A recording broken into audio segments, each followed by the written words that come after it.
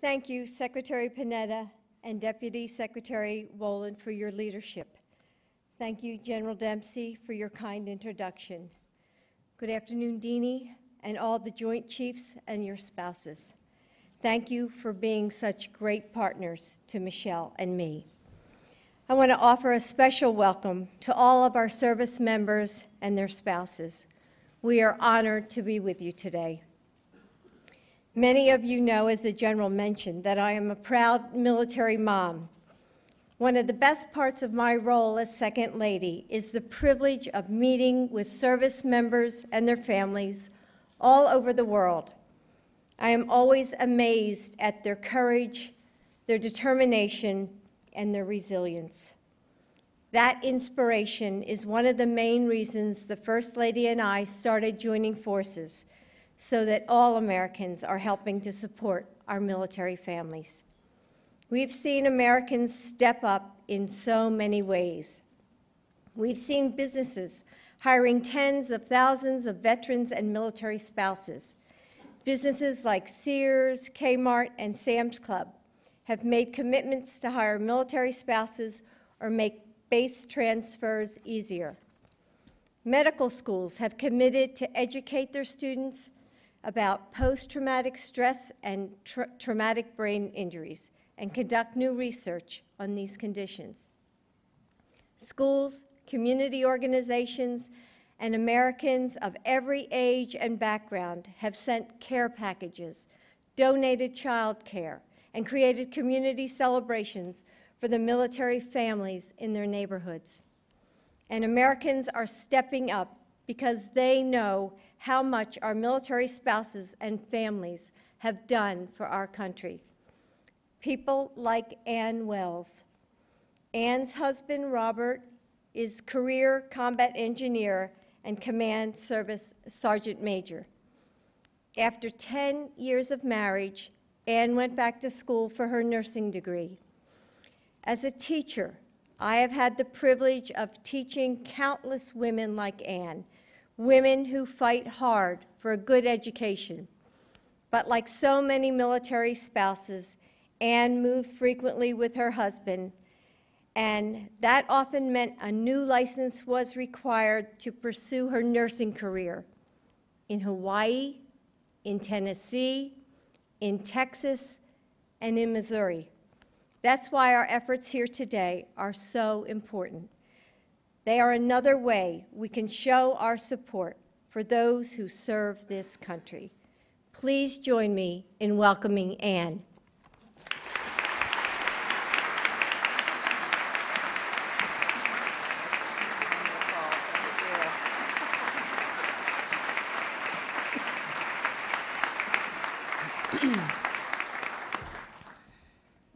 Thank you, Dr. Budden, for those fine remarks.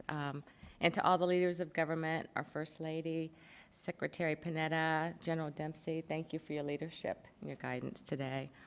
And I just want to thank all of you for making military spouses and our professions a priority today. As an Army spouse for 32 years, I am enormously proud of what my husband does. And I'm proud to step up and serve this country in my own way as well. But being a military spouse brings with it some extra challenges, and as a registered nurse, I know that firsthand. I take my profession as a nurse just as seriously as Robert does the military. My family has moved 10 times throughout my husband's career. I have long since lost track of the number of months that I've spent waiting around for licensing paperwork to catch up so that I could continue my own career. One move happened 30 days after a deployment. We had to start moving during the Christmas holidays. Moving the family, finding a new home, a new school for the kids. You have to make new friends. All this puts a lot of stress on the families. And you know, I can't even start looking for any type of work until I have an address so I can start sending off for my license. There's also the extra cost of applying for the new license, which differs from state to state. You had the time waiting for an official college transcript. You have to submit another set of fingerprints to file in the state. You need to figure out what forms have to be filled out, signed, and notarized. One time, the whole process was so difficult to sort through, and Robert was going through some tough times after deployment, that I finally gave up and decided I just didn't need to get my license in this state. And many of my friends that I've talked to have similar stories as mine. The issue of occupational license portability is one of the very top concerns we have as military spouses. In serving this country, we move a lot. It's just what we do. And for those of us in one of the dozens of professions in this country that require state licensures, these moves can be particularly tough. Moving just in and of itself is tough. Now add the financial pressure of finding a new job and in a new location. We are not looking for a handout, and none of us for a second wants to change a professional standard. We're simply looking to be able to provide for our families and continue the careers that we love. And so I'd like to thank everyone here today for helping military spouses like me just to do that and to be there with us. And right now, I'd like to turn it over to someone who has worked with Dr. Biden to make a difference in the lives of America's military families. She has not just talked about it, she's actually gotten up and done something about it. Ladies and gentlemen, the First Lady of the United States, Michelle Obama. That was excellent, like a pro.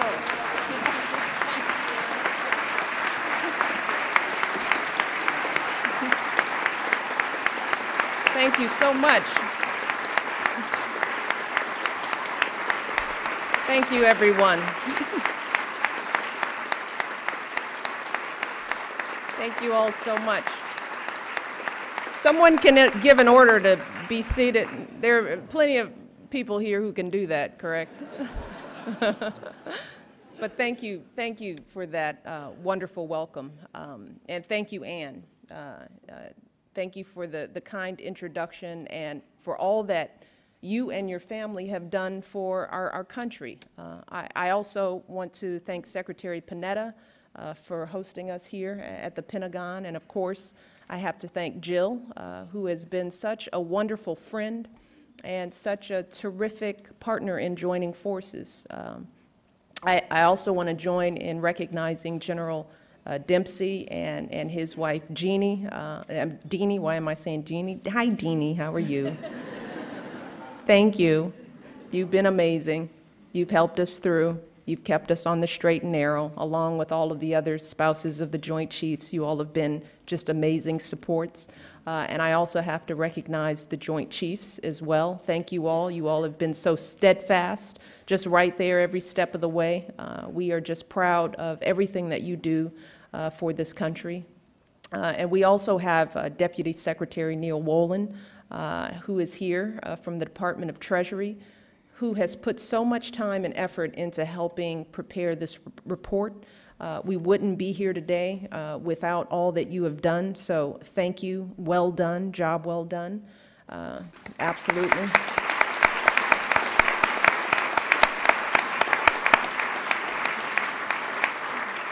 We also have Alan Kruger, who's the chairman of the President's Council of Economic Advisors. Of course, the First Lady of Kentucky, Jane Bashir, who has been really doing some phenomenal work in her state and taking the lead and stepping up in ways big and small. We really are grateful to everything that you've done. We also have members of Congress here. We have state legislators. And we have representatives from many of our nation's veteran service organizations who are here with us. And we are all here today. We have all gathered to say this to America's military families. We are incredibly grateful for your service. We understand the unique challenges that you face, and we are going to do everything that we can to make sure that you can pursue your careers and provide for your families. Now, as Jill said, over the past few years, she and I have had the privilege of visiting with military spouses all across the country. And as Jill said, you all are some of the most courageous, resilient, and inspiring people that we have ever met. You all are the ones who keep your families together when your spouse is deployed. You're the parents who turn off the news at night for fear of what you might hear, who answer all those questions about why mom or dad has been gone for so long. You're the spouse who steps up to do the work of two parents, raising the kids, running the household, juggling all of the errands and chores all alone. But you are still the volunteer on the PTA. You still lead that food drive. You organize the neighborhood carpool. You're the families who, every few years, you pack up your entire lives and you move whenever and wherever your country calls.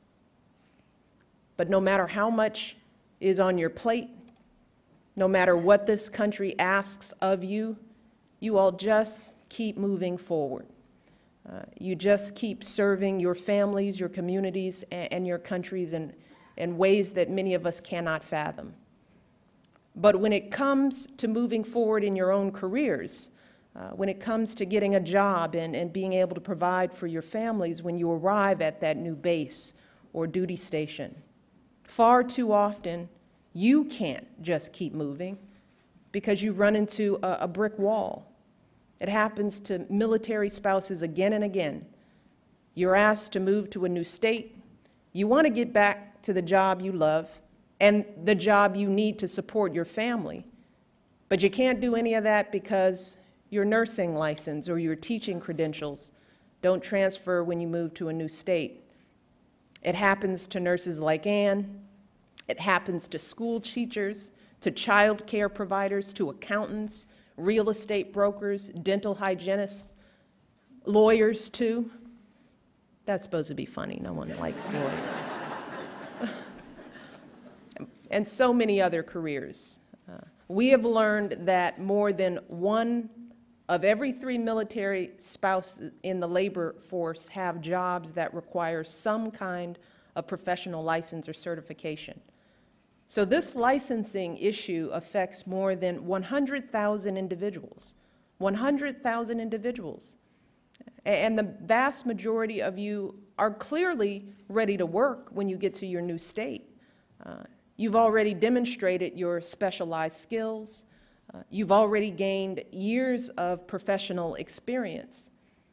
But too often, as Ann said, you're left waiting for paperwork to clear while your skills go unused and, more importantly, your family's bank accounts shrink. And this is something that Jill and I hear about on every single base and in every single military community that we visit. It is the #1 issue that military spouses tell us about. And we know that this is a challenge for these families because the one important thing that I have learned about military spouses is they never complain. They never, ever ask for anything. So on the rare occasion when our military spouses do speak up and ask for our help, then it's time for all of us to take action.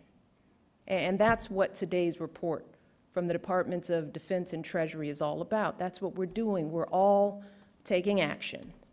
We've heard your frustrations, and we're finding solutions. And that starts by first recognizing how these issues arise. Now, each state issues its own professional license and sets its own standards of professional competence. Take teachers, for example. To earn a teaching license, states ask for some combination of state and national test scores, supervised work experience, advanced coursework. But when you analyze requirements like these across several states, you begin to understand the challenges that arise for military spouses. In some states, for example, applicants are required to take an entry-level course in state history or other subjects before the licensing board will grant a license. So if you're a military spouse with years of teaching experience and you move across state lines, you could end up taking extra classes for weeks on end before you can even get a job. And that's just what happens in one profession. When you're talking about dozens of careers, the web of requirements and standards can get pretty thick. But before we go any further, let me be very clear. We're not asking any state to change their standards. I mean, these state rules are important. And states have every right to set benchmarks just like these. In doing so, they hold our professionals to a high bar, and they give us all peace of mind whenever we walk into a hospital or enroll our kids in school.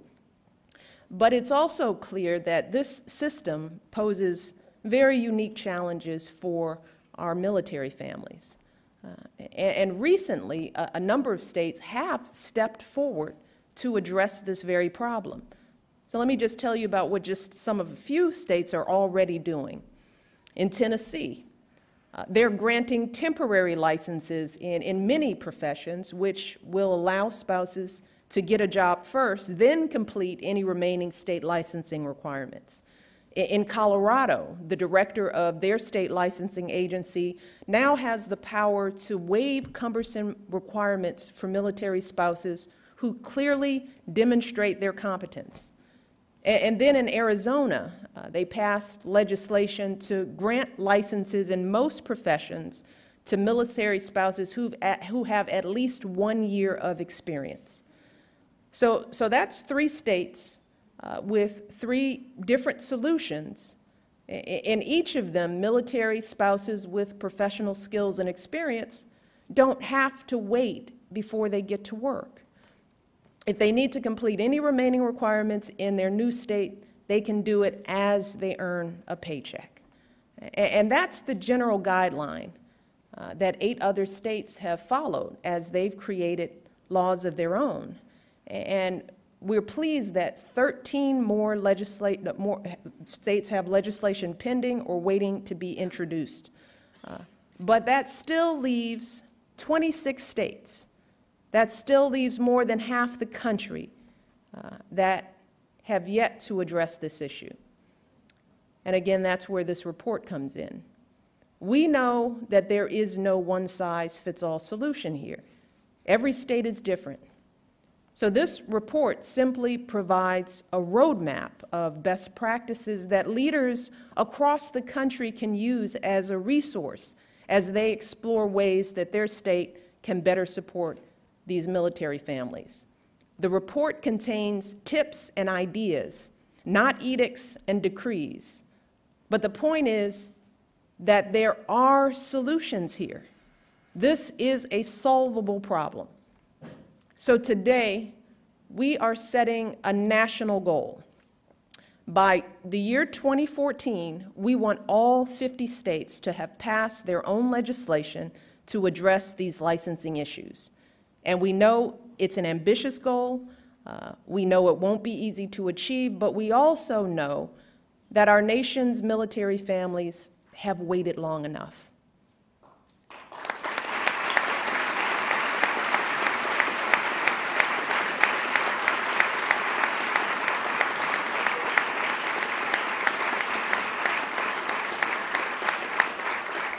And it's also important to note that this isn't just about military spouses. I mean, this issue affects our troops. It affects our military children, all of whom are relying on the income of these spouses. This affects our schools and our hospitals and our businesses that need those skilled employees.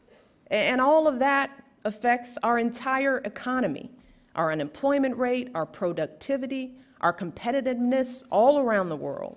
So it's time for us to come together as a country to find some solutions to this problem that has affected so many of our military families for so long. It is time for us to make sure that our military spouses, that their hard work and professional skills are recognized, no matter what state they move to. And we're all willing to do our part to work together to move this issue forward and to provide support for states along the way. That's why, in addition to today's announcement, when our nation's governors gather at the White House in just 2 weeks, Jill and I are going to make this ask directly. We're going to ask each of the governors to lead the charge on this issue in their state. We're also going to reach out to state legislators across the country, and we're going to ask them to jumpstart the legislative process. The state liaisons here at the Department of Defense will be working nonstop to help these state leaders craft and pass bills that fit their state's needs.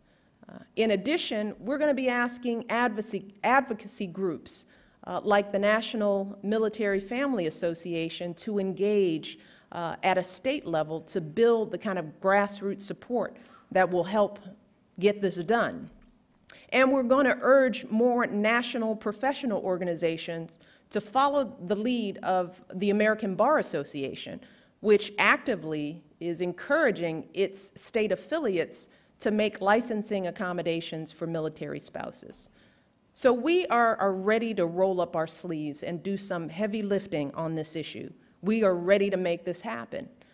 And if we can do this, if we can work together so that every state can find its own solution, we'll once again show all of you, our incredible military families, that America has your back. After all, that's exactly what you do for all of us every single day. That's what you do for us. No matter how much we ask of you, no matter what the personal cost, our military families always answer the call. They always do. And today, as we announce this new effort, I'm reminded of a group of military spouses that I met with a few years ago in Kentucky. One woman we were talking to, she choked up as she told me about some of the challenges that she and her family were facing. And I'll never forget what happened next. Another military spouse who was sitting there, she jumped right in and she said, and this is a quote, she said, "I don't know this woman. I didn't meet her before today, but when she leaves here, she will have my number and she will be able to call me anytime. She's got the support of this friend right here." See, and I tell that story because that's who military spouses are. That's exactly who they are. That's the life that so many of you here today lead. That is the commitment that you show every single day to your families, to our communities, and to our country. And I just want you all to know that you can call on us, and we will answer. We owe it to you and your families who have sacrificed so much. And so to all of the state leaders out there in this room and beyond, I want to thank you for everything that you've done so far, and I look forward to working with you all to finish this job. And to our troops and our military families, I cannot thank you enough for everything you do for this country. We are inspired by you. We are so proud of you, and we are working as hard as we can to serve you as well as you have served this country. Thank you all. God bless, and God bless the United States of America. Thanks so much.